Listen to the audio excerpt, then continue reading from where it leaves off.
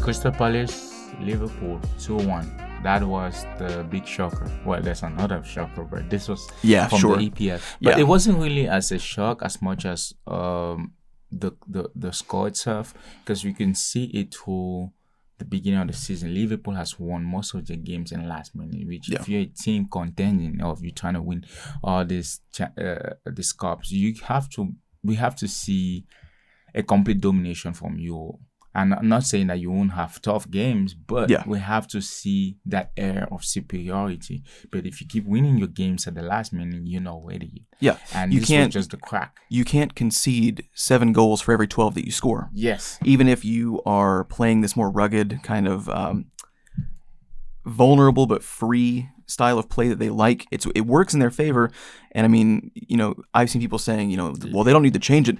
They just need to keep scoring the 90th minute goals. It's like, no, but that's not not sustainable. Yes, you literally cannot do that every time. So you can still adopt that mentality, but it's like Arsenal and Liverpool are on the complete opposite side of the spectrum.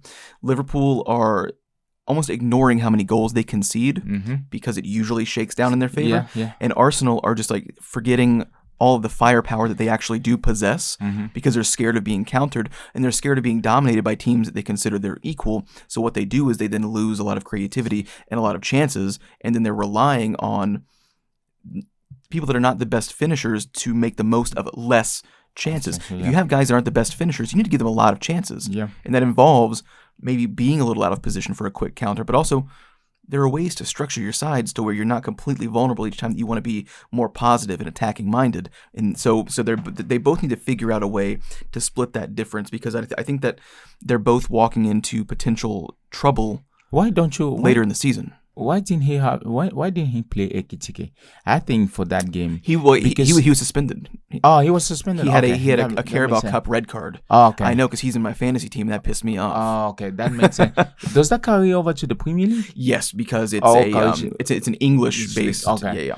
If that's the case, then I get it, because Isaac hasn't been that impressive for that amount of money, and I guess probably he has to adjust. But he's been in that league too, so it's kind of hard to say you have to adjust to the league if you were already in the league. It's not like you're coming from another league. Yeah. But the other thing though, it's they have a lot of cracks. Konate wasn't impressive enough. At the defense, he's hardly ever impressive though, man, and that's what nobody wants to have that conversation. I'm not saying that he hasn't had good games. I'm not saying that he hasn't stepped up. Particularly in this season, to say, I am not the equal of Van Dijk, but like there for years now it's been Van Dijk and someone. And we don't really know who it is. Like there's not been a permanent person there. It's like Van Dijk and company, not Vincent Company, but Van Dijk and friends essentially. Whereas Konate's he's made a better bid recently to say, I am the second place in this 2-man group, but I am just as stable. But he's not, and he never has been. He reminds me a little bit of Manuel Akanji. Yeah, you're just not good enough for that, to be at that very top English level, that Champions League semi-finalist, finalist. And that's just the end of the situation. Florian Wirtz wasn't impressive either. No, and that's a whole different thing as well. So the whole team actually, Crystal Palace kind of exposed what should have been known already by Ancelotti. There's just a lot of cracks that they have to fix if they want to be contenders in either the Champions League or the Premier League. And Crystal Palace did a great. Well, I said Crystal Palace, but Liverpool has to fix that. But Crystal Palace did a great job. Yes, and the definition of we do best with what we have. And when I looked at them and I look at United, I'm like, okay, United is always trying to have this rigid formation because that's what their coach believed. That's what we get him the games, that's what we get him the W's. But when you look at Crystal Palace, what all Easy left, and who's the other person? There's someone that left too, and he's still there. He's still doing. Yeah, Crystal Palace is still giving hell to a lot of people. They're having fun. They're having fun. They're very fun to watch too. They're not interested. That first half. They're not so interested in losing, and I think that's partly what's the style of play is changing. When it was Pep and your possession dominated, you're absolutely terrified of being vulnerable on a quick counter and conceding goals. but that style sort of phasing out now, and we are getting a bit more cavalier again, which we've talked about that as well. It makes for a more interesting game to watch. But again, there are ways to be a little bit more attacking minded and less about just horizontal passing and possession without being completely exposed over the top. So and Crystal Palace do that, I think. They always look a threat.